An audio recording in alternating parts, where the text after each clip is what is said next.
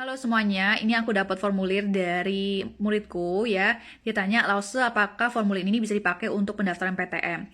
Bisa ya, jadi ini formulir penilaian kemampuan bahasa PMI oleh majikan. Jadi ini diisi oleh majikan. Jadi buat teman-teman mungkin yang sudah dekat nih dengan majikannya, mungkin udah 3 tahun, udah 6 tahun gitu ya, bisa minta tolong majikannya untuk menilai kemampuan bahasa Mandarin kalian.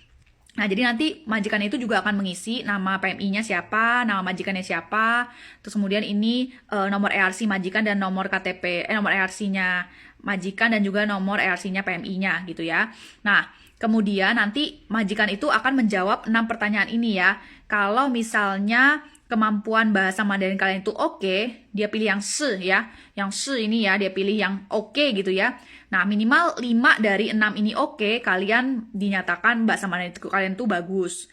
Nah, jadi ini adalah pertanyaan misalnya kayak kalian bisa nggak sih untuk membuat janji sama orang, kalian bisa nggak mengutarakan perasaan, atau berkomunikasi dengan orang lain, berkomunikasi dengan suster, atau orang yang dirawat, dan lain-lain gitu ya. Nanti di bawah ini juga majikan harus menulis surat pernyataan, tanda tangan, kalau dia menyatakan kemampuan bahasa PMI-nya ini oke gitu ya.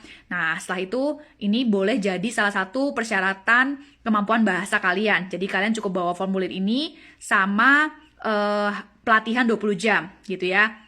Nah, tapi kalau misalnya kalian yang memang nih sama majikan yang sekarang diisi pakai formulir ini, saranku kalian setelah itu tetap harus belajar ya, belajar sendiri kayak dari YouTube atau dari internet. Supaya apa? Supaya kalau misalnya amit-amit kalian pindah majikan, karena kan majikan yang baru pasti taunya dong kalian sudah bisa bahasa Mandarin, karena majikan yang lama mengisi formulir ini menyatakan kalau kalian bisa bahasa Mandarin gitu kan. Nanti kalau amit-amit kalian pindah majikan tapi ternyata kok mbaknya ternyata nggak bisa ngomong Mandarin apapun gitu ya, atau Mandarinnya kok nggak bagus, tapi kenapa majikan yang lama kok bilang Mandarin dia bagus. Nah, takutnya nanti jadi masalah gitu ya.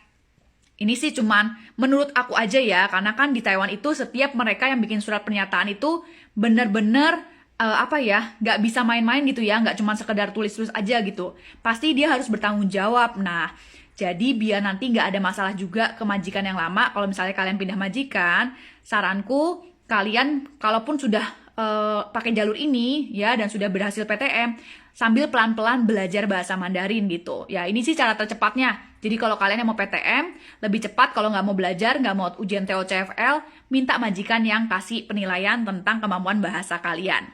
Semoga bermanfaat ya. Ini boleh dikasih lihat nih ke majikannya. Ya. Kalau misalnya majikannya nggak tahu, boleh telepon ke 1955.